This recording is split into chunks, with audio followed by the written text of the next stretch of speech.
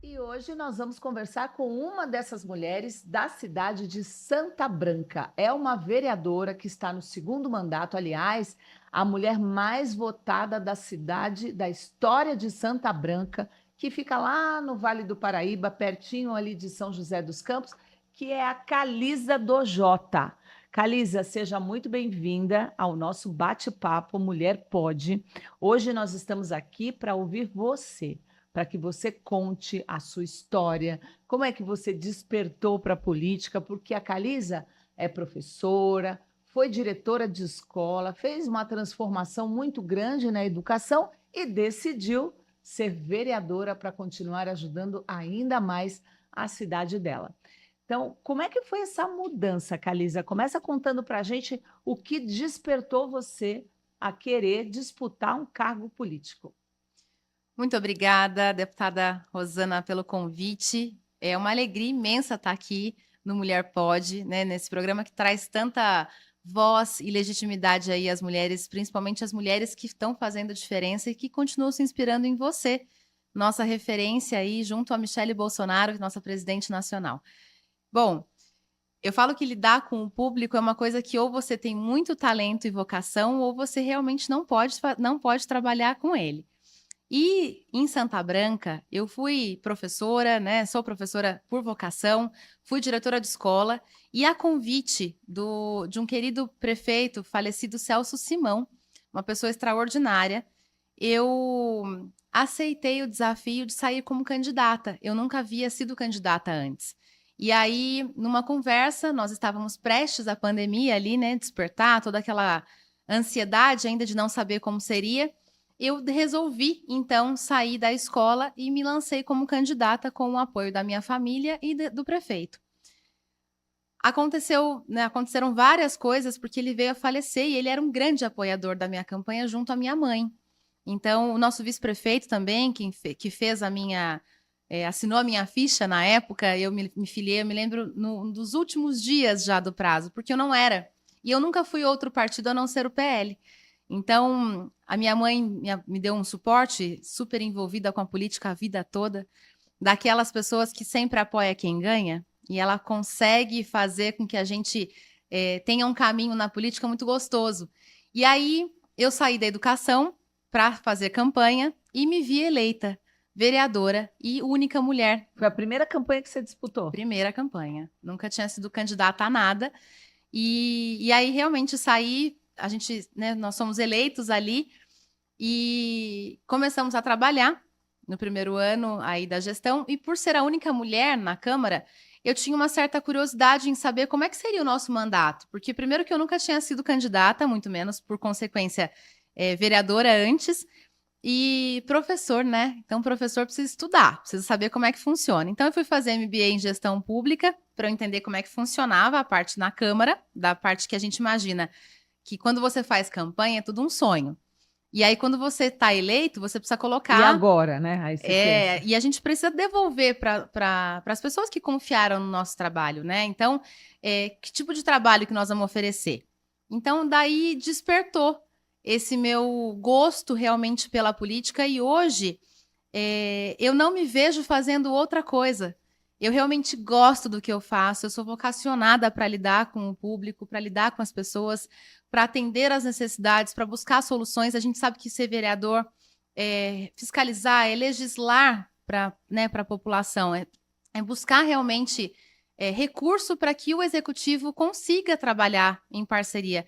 E graças a Deus a gente tem feito um bom trabalho. Então eu estou contente com os resultados, porque a gente só sabe que é bom trabalho quando tem resultado, né? Sim, sim. Então, E o resultado se mostra na sua reeleição também. pois é. É porque se na primeira vez você foi eleita por uma esperança, que é assim, né? Quando a população, você não tem trabalho ainda político, a população te elege numa esperança que você vá representá-la, né? E aí, a segunda vez, que é a reeleição, aí vai o trabalho. Dizem que a campanha mais difícil é a campanha de reeleição, porque você está sendo provada ali se você realmente entregou aquilo que você prometeu, se você atendeu a população. E o vereador é um caminho muito próximo, né? Ninguém vai reclamar, por exemplo, que a calçada está esburacada para uma deputada federal que está em Brasília, e as pessoas sabem fazer essa separação. Mas o vereador é o primeiro contato que o morador ali do bairro, que está sofrendo dificuldade ou que não consegue vaga num hospital próximo, é a primeira pessoa que ele vai procurar e é a mais acessível. Então, é um trabalho belíssimo, o trabalho da vereança. E você é da área da educação, né? Teve uma trajetória ligada à educação, mas você também foi criada na zona rural da sua cidade, né? Então, você também tem essas pautas ligadas às mulheres agricultoras, mulheres do agro, que estão cada vez mais também mostrando a capacidade que elas têm politicamente. Exatamente. A minha família é uma família tradicional em Santa Branca, completamente ligada ao meio, né, rural. E no agro, nós temos uma preocupação muito grande, porque hoje em dia é moda falar.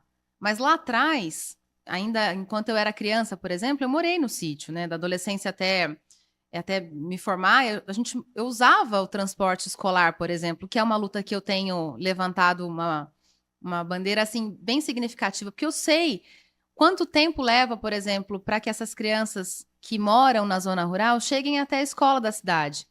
Nas escolas rurais em Santa Branca, hoje, nós estamos tendo uma reforma como nunca havia visto, né? A gente tem escolas excelentes na zona rural, que inclusive agora nós vamos inaugurar 2 nesse próximo sábado. Então, é um investimento em qualidade, isso me preocupa muito. E na pauta do agro, é o meu, eu brinco que é o meu espaço, eu me sinto muito à vontade. E eu penso o tempo todo em colocar cada vez mais mulheres participando, cada vez mais mulheres se sentindo empoderadas, sentindo que elas podem, porque na política a gente tem um meio muito machista, né? Um meio masculino também. E no agro não é diferente, porque a maioria são homens. Mas pensando nisso, vou te contar um evento que a gente faz em Santa Branca e nas cidades vizinhas também, nós promovemos cavalgadas femininas. Então, cavalgadas onde só vão mulheres. E em parceria com uma pessoa muito especial, que é a Dani Boiadeira, a gente faz uma em Minas, que é aqui em São Lourenço, mas são mulheres de São Paulo e de outros lugares do país que vão, e a gente faz aí um final de semana, no último final de semana do mês de março, a Cavalgada das Patroas, que reúne aí, em média 200 mulheres, e são 200 mulheres em 200 cavalos. Então, a gente tem que ter uma estrutura para isso. Que evento bonito deve ser. Né? É lindo. É um evento, eu brinco que é um evento com muito som e com muito perfume. Então, é uma cavalgada que traz ali uma leveza naquele final de semana, porque são muitas mulheres que, às vezes, só tem aquele evento para participar. E em Santa Branca, nós vamos fazer uma aqui, inclusive já estendo o convite na sua agenda aí, toda cheia. De repente, se quiser conhecer um lugar maravilhoso, que Santa Branca é uma cidade linda, aconchegante, agradável. Venha para nossa Cavalgada do Batom. Uma cavalgada só de mulheres. Eu já ouvi falar isso. Vou pedir para a Melinda colocar na nossa agenda, né, Melinda? Nós vamos participar aí de uma cavalgada. Vamos realizar final de novembro. Então, a Cavalgada do Batom reúne só mulheres. Eu brinco que é de 8 a 80. Então, não temos limite de idade. A gente sai de fazer uma volta a cavalo e depois nós vamos para um sítio. E nesse sítio a gente faz uma confraternização, um momento de relaxamento. É muito gostoso. Um empoderamento feminino se marca muito através desses eventos. Porque são só mulheres. Nós não temos, por exemplo, homens para criticar, para falar o que pode, o que não pode, o que deve fazer com o cavalo. Então, cada mulher é responsável pelo seu cavalo. E a gente tem um passeio leve, gostoso, que traz ali para a mulher que participa é terapêutico. A nossa cavalgada é terapêutica. E em Santa Branca, o meio agro é fortíssimo, não só com mulheres. Mas nós temos, por exemplo, uma das fazendas de leite em Santa Branca tá no ranking de gado de leite aqui, que é a fazenda Gomeatinga, que a ordenha é feita a maior parte por mulheres. E o aumento significativo do leite foi dado após as mulheres assumirem a ordenha. Por que será? Porque eu acredito muito que isso, né? Eu não sou veterinária, eu sou pedagoga, mas baseado no que nós já vimos em estudos, as vacas, quando são tratadas com mais carinho, elas produzem mais leite. Então há uma diferença muito grande na ordenha feita por mulheres. Elas A já chegam delicadeza. elas já chegam cantando, elas Hum. têm o lugar também, né, onde fica, acaba que fica mais aconchegante. Elas são mais acariciadas. As vacas têm um tratamento diferente por mulheres e elas devolvem esse carinho produzindo mais leite. Então, é muito curioso, mas é em Santa Branca e entre outras pautas, mas o agro é muito presente na cidade, principalmente com mão de obra feminina. Eu vou conversar com uma mulher dessas, uma mulher que ela é uma referência aqui no estado de São Paulo, está sempre nos nossos encontros do PL Mulher, tem uma empatia muito grande, tem uma causa por que lutar, a causa social, a causa da mulher empreendedora, os idosos também, que é a Sim. nossa querida Janaína Bastos, que é vereadora, foi vereadora no último mandato, de 2020 até 2024, foi candidata a vice-prefeita, fez uma excelente campanha, né? Exatamente. Orgulhou o PL Mulher no Com nosso certeza. estado. E estamos aqui para conversar com você, Janaína. Eu já te conheço, sei da sua história, mas as pessoas que estão nos acompanhando, muitas não conhecem. Então, quem é a Janaína Bastos, né, que foi vereadora e que é uma referência em Ibitinga? Bom, primeiro quero agradecer a oportunidade de estar aqui com a deputada. Para mim é uma honra. Fui surpreendida, né? E me sinto honrada mesmo por Deus, por fazer parte do PL e por Deus ter me trazido até a política, né? A política nunca foi algo que eu pensei na minha vida, mas aquilo que eu fazia me impulsionou à política. Então, estar na política hoje é acreditar na missão que nós, mulheres, temos em poder transformar.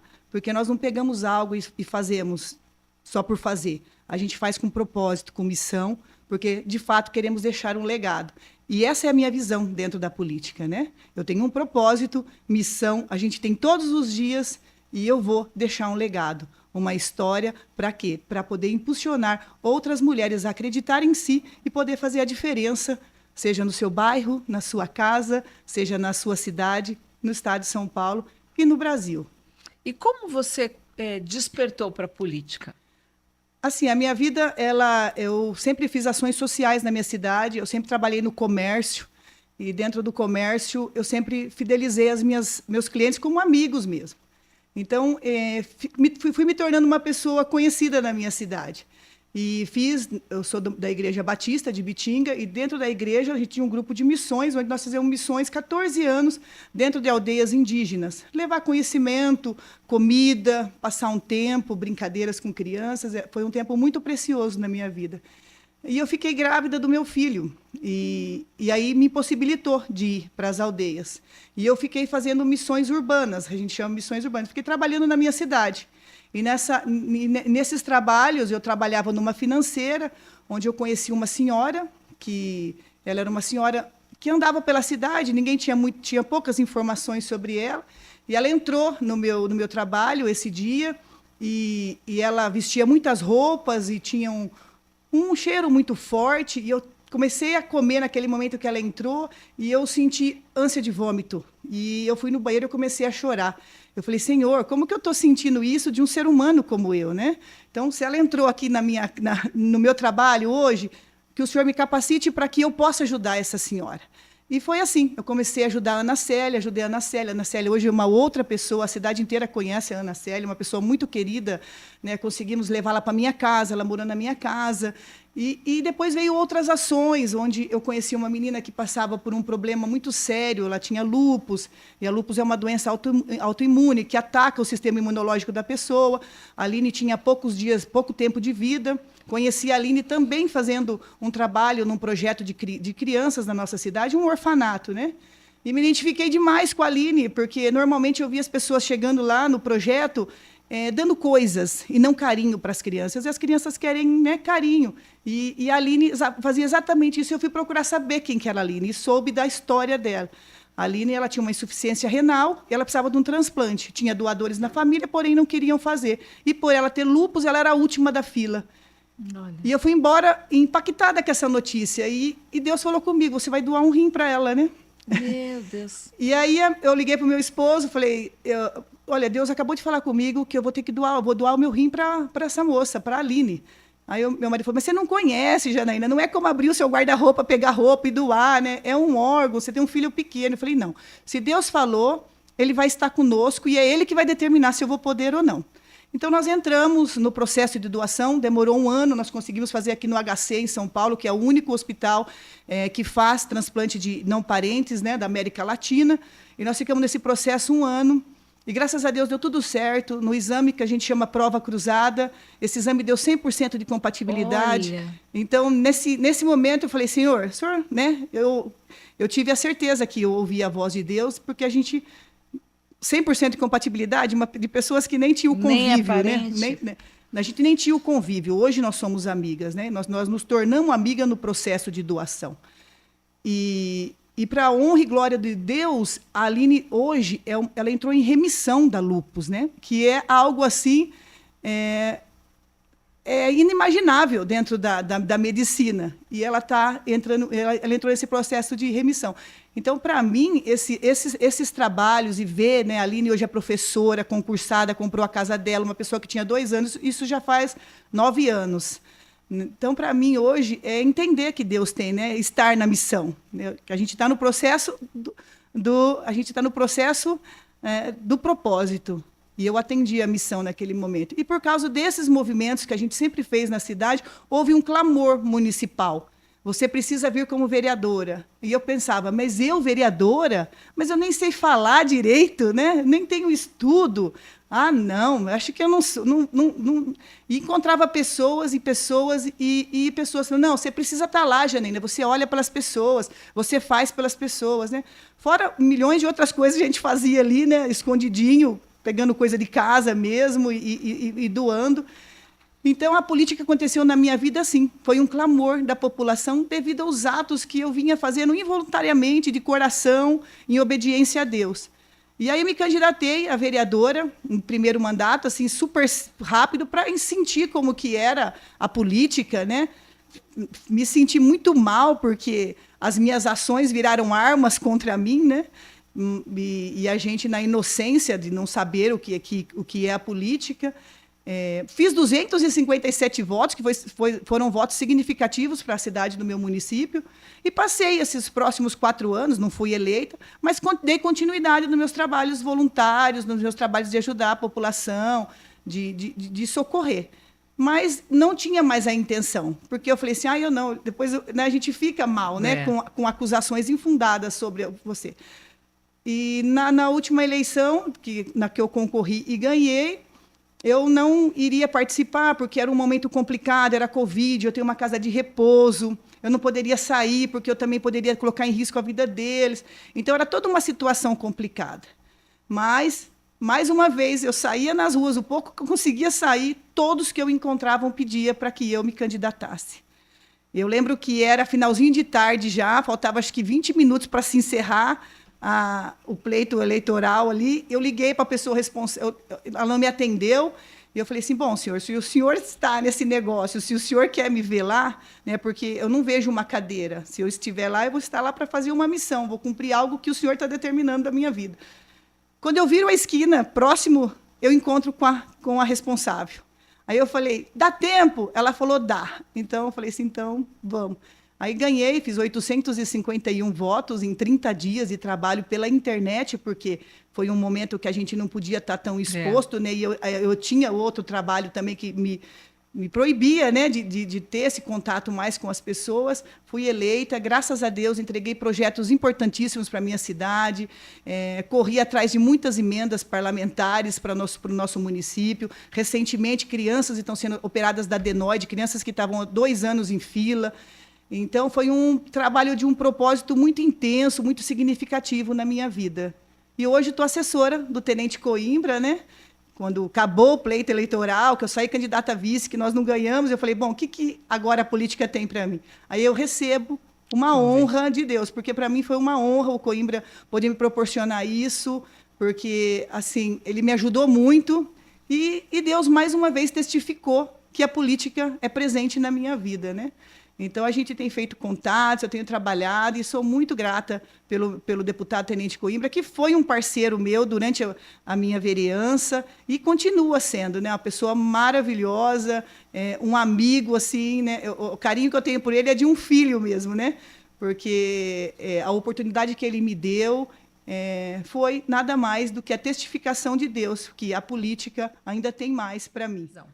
E hoje nós vamos conversar com a vice-presidente do PL Mulher na cidade de Tietê. Você conhece a cidade de Tietê? Se você não conhece, agora nós vamos conhecer um pouquinho da história dela e também da história da cidade que ela vai contar para a gente, a Valéria Miola. Valéria, muito bem-vinda aqui no nosso podcast Mulher Pode. Nós queremos que você fale da sua experiência como vice-presidente do PL Mulher, que você conte um pouco da sua trajetória, que você inspire também as mulheres que estão acompanhando. Às vezes você é presidente do PL Mulher da sua cidade, mas queria estar aqui com a gente conversando. Esse podcast é para você, para que você venha representar a sua cidade, para que você venha falar das suas experiências. Então, muito bem-vinda, Valéria. Obrigada. Quero que você conte como você foi parar na política. Primeiramente isso. Vai começar o nosso bate-papo dessa forma. Tá certo. É um prazer estar aqui, né? Obrigada pela oportunidade. Realmente é uma oportunidade muito grande para as mulheres, acredito dessa forma, que é um espaço onde a gente pode se abrir, pode falar um pouco, também podemos aprender, né? Isso é muito bom. Eu acho que eu tenho uma política no sangue, né? Correndo na minha veia, porque eu sou uma pessoa que desde muito pequena sempre lutei pelos meus ideais, pelo aquilo que eu acredito. E eu acho que a injustiça foi algo que despertou essa questão na minha vida. Eu, desde pequena, sempre observava todas essas questões de injustiças num contexto ali, né, ao meu redor, e isso acabou me inspirando, porque tudo eu queria falar, tudo eu queria brigar, né, lutar por aquilo que eu estava vendo que era errado, né? Então eu acredito que partiu daí. Então eu fui levando a vida, né, desde a adolescência e juventude, só que calada, né, um pouco brigando de uma forma errada. E aí me vi assim, né, não somente eu, mas as pessoas que ao meu redor sempre falavam que eu tinha um perfil, mas nunca me apeguei a isso, né? Fui viver a vida, que a vida foi bastante difícil para mim, até que em Sumaré houve uma situação assim de eu ter mais proximidade com a Câmara de Vereadores lá, e aquilo despertou em mim, disse, eu acredito que eu sou capaz de fazer alguma diferença por esse meio político. Você é uma baiana. Sou baiana. Né? E veio para cá, para o estado de São Paulo, com quantos anos? Com 15 anos. 2 meses depois eu já fiz 16 anos. E você veio com a família? Como é que foi? Na verdade, sim, né? Eu sou da cidade de Itabuna, na Bahia, e meus pais se separaram. Eu tinha 6 anos de idade quando minha mãe saiu de casa, justamente por conta de uma situação difícil para ela, né? Na questão de violência doméstica e tudo mais. Passou-se um tempo que ela não aguentou mais e saiu de casa, né? Nós ficamos com meu pai, eu e minha irmã mais velha, e fomos criadas praticamente por ele, criadas. E depois disso, né, esse baque, vamos dizer assim, na minha vida, eu passei um período grande sem a minha mãe. Então, quando eu comecei na juventude, né, na adolescência, na verdade, fazer bastante coisinhas erradas, sabe? Começar a ir para um caminho que não era legal, minha avó, né, baiana também, na época, morava lá e disse para mim, filha, por que você não vai para São Paulo, morar com sua mãe, conhecer um pouco mais de sua mãe, né? E acredito que a minha avó via a oportunidade de se estar em reaproximar. São Paulo, reaproximar e também seguir um caminho diferente do que eu estava começando a trilhar. E aí vim parar em São Paulo, em 14 de fevereiro de 99. né? 13 de fevereiro e 14 eu já estava aqui. E assim, desde lá, né, passei por vários processos, cheguei aqui em São Paulo, minha mãe já era casada novamente com meu padrasto, que hoje chamam de pai, respeito, né? Tivemos muitas controvérsias até que pudesse chamar ele de pai e considerá-lo. Mas assim, hoje é um companheiro, né, Que para mim, para bacana. meus filhos, né, respeitam como avô. Tenho meu pai biológico, mora na cidade de Feira de Santana, mas hoje também eu tive a oportunidade de viver algo novo, né? De viver algo novo. Então eu vim em busca realmente de estar com a minha mãe e viver algo diferente com ela, né? Por algo que foi plantado em mim, que não era toda a verdade. Então, tipo assim, por que não? Estamos aqui em São Paulo desde então, né? E aí foi um processo doloroso, mas ao mesmo tempo necessário, né? Desde de 99, para que eu pudesse me reaproximar com a minha mãe. Minha mãe é uma mulher assim muito guerreira, sempre gostou de trabalhar, sempre foi aquela de apoiar, de conversar. Desde quando eu cheguei, ela tentou me apoiar da melhor maneira possível. Porém, eu estava muito agressiva ainda, né, com tudo Tinha que tinha acontecido. E da acontecido. história que você também Sim, recebeu, né? sim. E aí, no longo dos anos, graças a Deus, né, precisou de um perdão e isso foi liberado de ambas partes. E hoje nós estamos aí, amigas, né, eu respeitando ela me respeitando, na questão, né, de saber que tudo foi difícil para mim, mas que bom que deu tudo certo. O que que essa experiência te trouxe, assim, de amadurecimento na parte política? Da campanha, desse envolvimento com as lideranças políticas da cidade, porque você participou também da campanha para prefeito, né? Sim, sim. Na verdade, eu sempre me vi lutando. Só que do lado de dentro da porta do PL Mulher, eu senti essa força de conhecer, aprender e, ao mesmo tempo, me doar. Então, isso, ao longo, né, desses meses de lá para cá, foram abrindo portas para mim que, na verdade, eu me considero ainda aprendendo muito, mas escutar cada pessoa, de cada porta que foi batida, escutar o grito, né, de mudança, de desespero das pessoas, de dizer assim, olha, a gente precisa tirar quem está, a gente precisa lutar pela nossa cidade. Isso foi me motivando cada dia mais, porque e também me fez, né, me deu a certeza de que realmente eu estava indo pelo caminho certo, né? E me abriu portas hoje, né? Eu trabalho, eu sou estagiária, foi uma das coisas que me motivou, porque eu sempre... Estagiária de que Eu sou área? estagiária em administração pública Olha que e faço bacana. gestão de recursos humanos também. Parabéns, que Obrigada. coisa boa. Foi algo que me despertou também, porque aquela questão de, para você ensinar, você tem que aprender, né? Então, eu quero realmente, quando chegar a hora, e se for realmente da vontade de Deus, que eu esteja totalmente preparada para isso, para me doar por inteiro. Então, hoje eu faço administração pública, essa faculdade me abriu porta, né? Eu sou estagiária hoje da Prefeitura de Tietê e trabalho no Fundo Social junto com a nossa primeira-dama, né? A Daniele Regonha.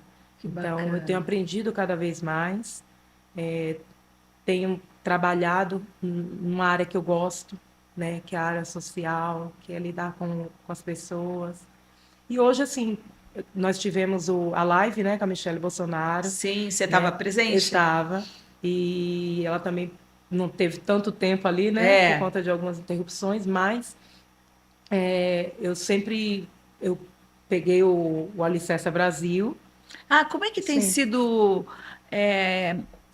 o Alicerça Brasil em Tietê? Você tem conseguido fazer essas células? Porque o projeto idealizado pelo PL Mulher é maravilhoso, Sim. né? Que ele faz com que pequenos grupos de mulheres se reúnam para discutir política. Você chama a vizinha, você chama a cunhada, você chama a amiga para fazer um bolinho ali. Sim. E ali tem como uma cartilha, né, de Sim. temas que são os nossos valores que a gente precisa defender e propagar para as pessoas que estão à nossa volta. É a melhor forma de convencimento, é esse acolhimento. Porque às vezes você vai numa reunião com 100 mulheres, com 200 mulheres, o assunto não fica tão intimista. Alguma mulher tem dúvida, já não vai perguntar, né? Ali, eu acho que é o melhor caminho para que as mulheres se apropriem da política que a gente quer fazer e a gente tem procurado ampliar no nosso país, que é a política boa, do acolhimento, a política pública. Como tem sido isso, Valéria, na cidade de Tietê, você à frente do PL Mulher? Então, eu sempre procuro fazer as coisas tudo na hierarquia, né? Então, nós temos a Ellen. A Ellen é a A presidente. Ellen é a presidente, né? E ela já me deu autonomia para Vamos trabalhar. trazer a Ellen aqui para participar do PL Mulher. Está convidada, Ellen, para você participar. Venha junto também você, para que a gente consiga mostrar cada vez mais exemplos que o PL Mulher está fazendo nos municípios. Sim. Hoje, eu ainda me encontro assim, eu digo que eu sou um bebê, né? Mas crescendo. Então, assim, eu tenho já algumas mulheres, depois daquele evento da live, que me motivou mais a conversar com as pessoas, né, com mulheres, sobre esse evento que a gente está se preparando para fazer. Então, assim, eu já tenho uma turma boa, mas na íntegra, nós ainda estamos um pouquinho atrasadas nisso, né? Essa é a palavra correta. Mas já com meio caminho andado, já trabalhando essas mulheres, já temos um local para que seja feita, né? Foi até falado da casa, tudo ali, né? Que é uma oportunidade realmente, mas nós recebemos um local ali na cidade onde nos permitiram fazer quando precisar, e é muito legal isso também. Então, mostra também essa questão da parceria, né? De abrir portas para que a gente faça os nossos eventos.